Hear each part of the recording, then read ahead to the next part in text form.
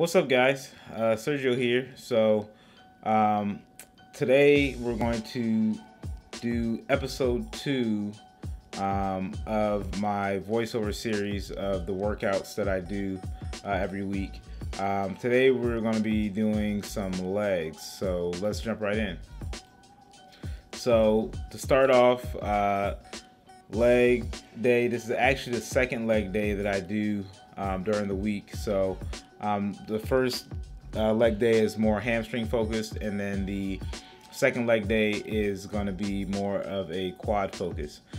So as you can see, I'm getting all my warm-up sets in here. I have learned, just like with bench, the more warm-up sets, the better. I'm wearing knee sleeves, and that just helps to keep my knees warm. Just helps to speed up the warming up process and just ensure I don't have any kind of injury or any kind of snap, crackle, pop in the knee joint. So knee sleeves have actually been pretty helpful. I've probably been wearing them for about a year now. You can also see that I'm using lifters or Olympic lifting shoes, and these really help just with ankle mobility. A lot of times people who do squats or especially when you're going below parallel, you find that you lack a lot of ankle mobility or flexibility in the ankle, and so the shoes add about a couple inches, so that when you squat, your foot isn't coming off the ground due to lack of mobility in the ankles. So this too has been pretty helpful as far as being able to get low below parallel and be able to get low comfortably and just have good form all around when squatting. You're probably thinking, why in the world are you using wrist wraps for your squats? Like, what are those for? What's the point? Honestly, the reason why I'm using wrist wraps is because of the injury that I mentioned before. I actually injured it squatting, doing front squat. I injured it. I kind of strained my wrist, hyperextended it, I guess, if you will. And so just having the wraps really helps to protect my wrist, just in case I get in trouble as far as front squatting goes. So the main purpose of a belt is to brace yourself. The use of the belt is there to help encourage the intra-abdominal pressure that you're creating when you squat. When you wear a belt, you want to push your stomach out against that belt so that it sticks to your body. That way it's bracing you, it's helping you to stay nice and rigid. So a belt can be really helpful and really effective when squatting. When I did warm up, I wasn't using a belt because the weight was just light, and that was giving me an opportunity just to practice tightening my core without any added bracing mechanism or any kind of support. So the first exercise that I do is always going to be either back squat or front squat, and what I do is I actually alternate every other week. So one week I'll do back squat and the other week I'll do front squat. I'll show you guys video for both of these, but when I do back squat, I'm doing 4 sets. The first 3 sets are going to be between 12 and 8 reps, and I'll increase the weight every set. And then the last set is kind of like my really heavy set, where I'm only going for about 3 repetitions. So back squat, pretty straightforward. Probably the most common, most people are familiar with.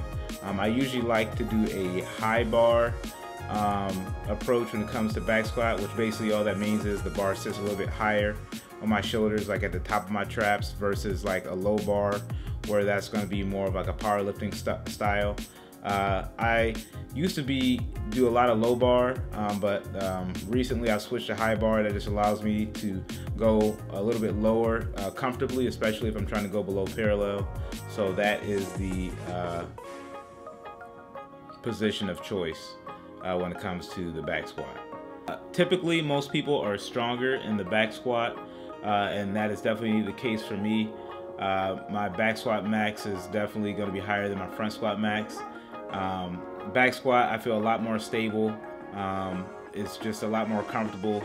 It's just awkward to have, you know, weight in front of you like that. It takes a little while getting used to, but with the back squat, I've been doing that for a lot longer than the front squat, so definitely more comfortable, and I feel pretty strong when I do it. So when it comes to doing my front squat, it's actually a little bit different than my back squat. I've actually switched to cluster sets, specifically when doing front squats, because I found that my form starts to deteriorate the higher reps that I go.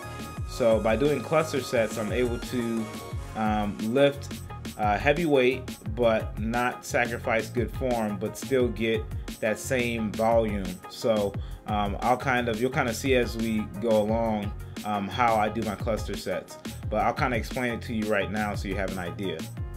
So with the cluster sets, basically what a cluster set is almost, you can look at it as taking one set and breaking it into at least two. So instead of doing 12, 10, 8, you know, doing 3 sets, you might do 6 sets. So you might do 2 sets of 6, 2 sets of 5, and 2 sets of 4, for example.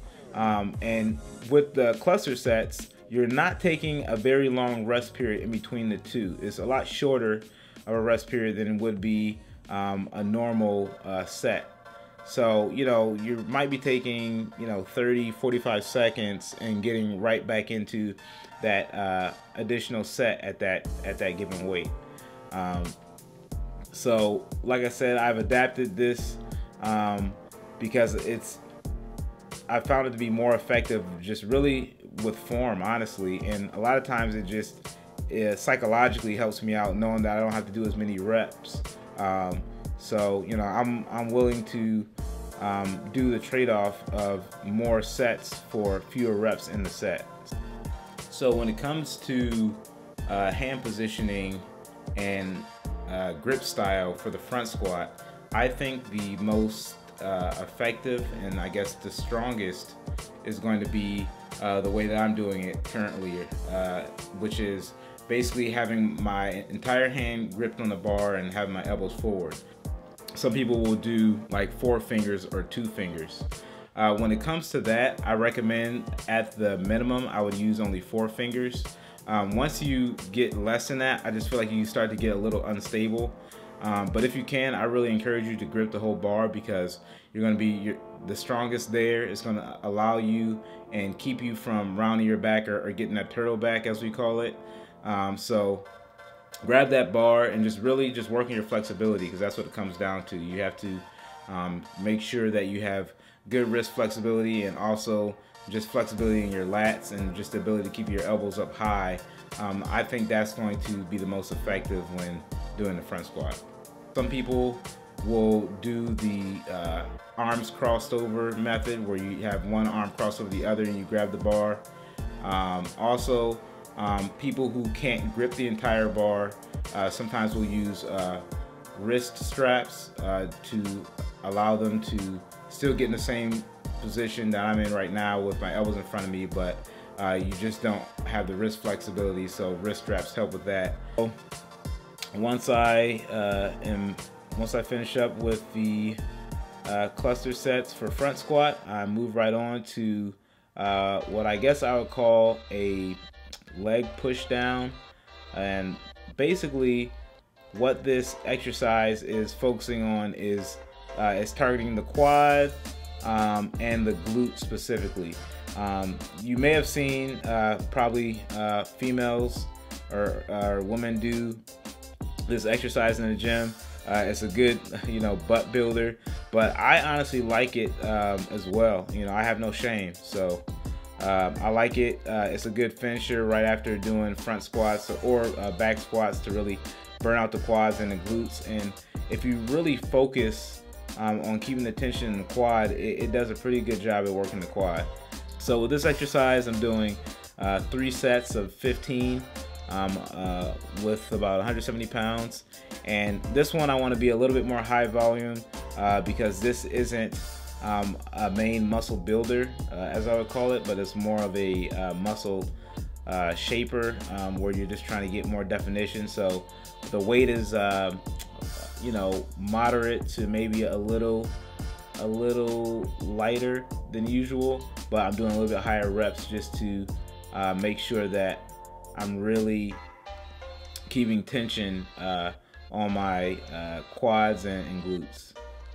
So after I do the machine push down there, I move on to the multi-hip machine where you can do various exercises, but today what I'm doing is just working the hip flexors.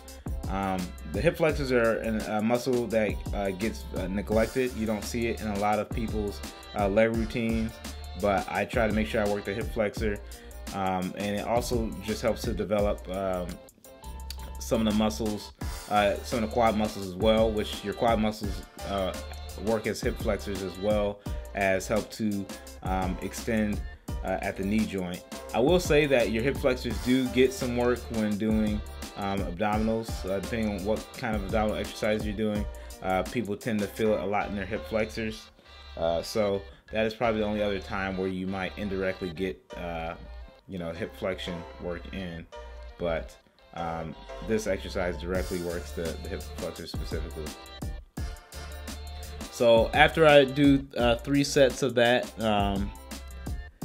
and that was 3 sets of 12, by the way, on the hip flexors, I'm going to move on to the abduction machine, and this is going to help to build like the inner thigh muscles.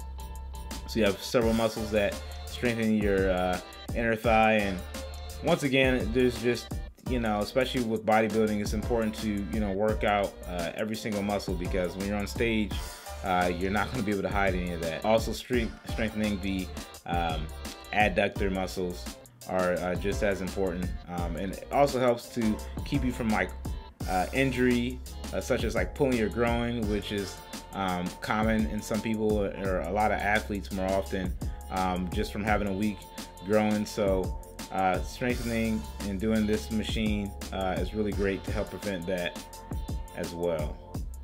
This machine, to be honest, is probably there's just not enough weight to really do less than 15 reps or so. So with this one, I'm doing like a minimum of 15, but probably in upwards of 20.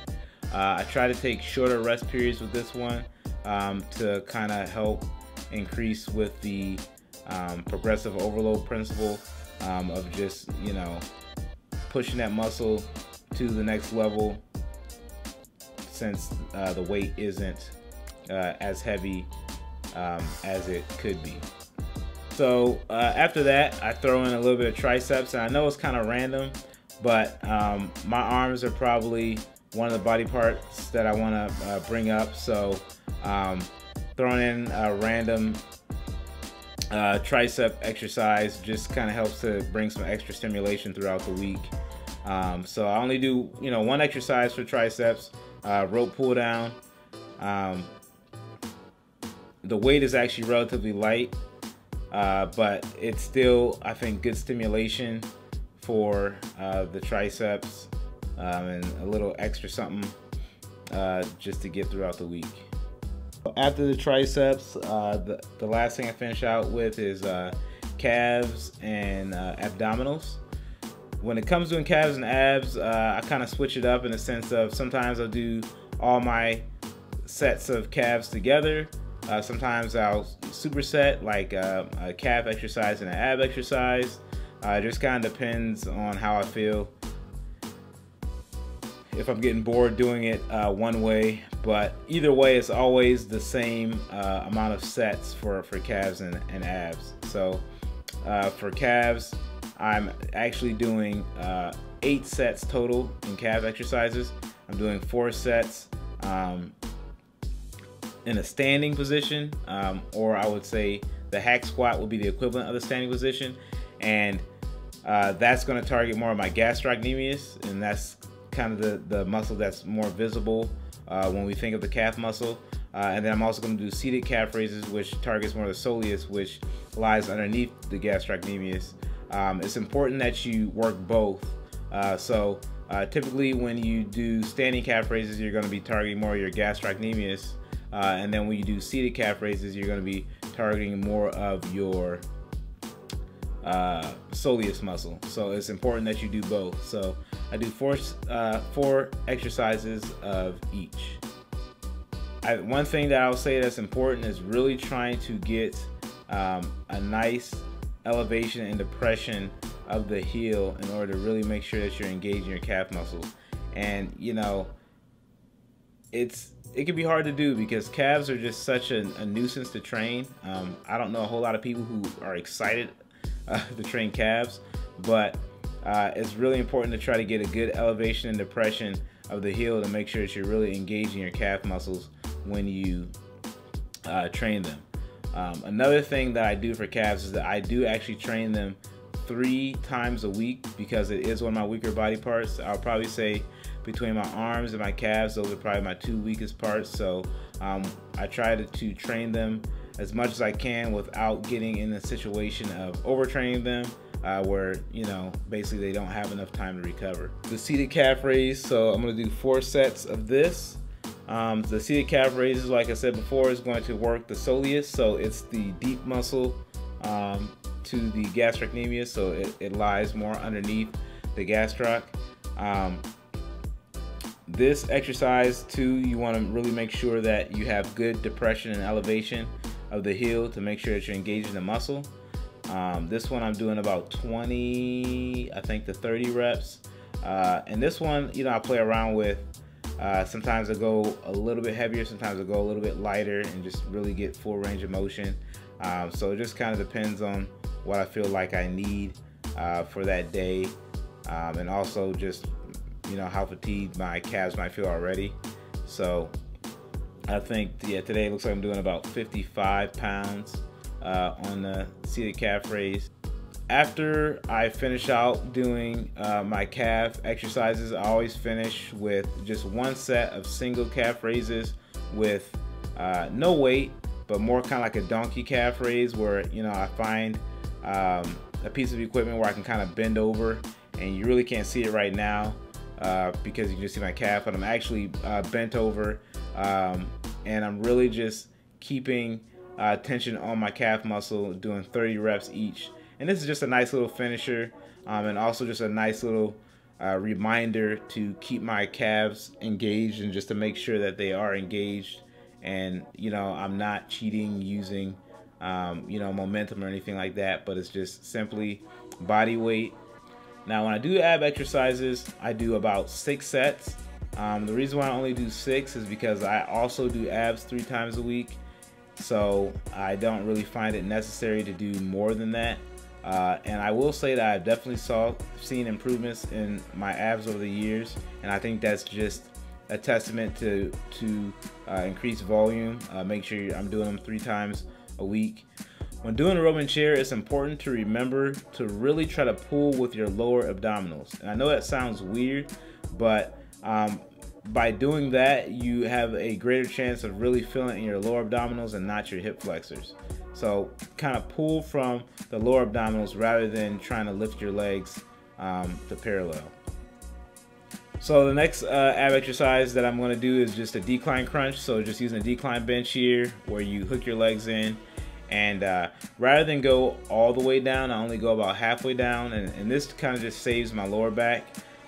All right, and then the last abdominal exercise I do is just for obliques, a cable torso twist, where basically you're twisting, you're keeping your arms straight, but then you're kind of trying to move your outside shoulder and outside hip at the same time, which is then actually causing you to really engage that oblique.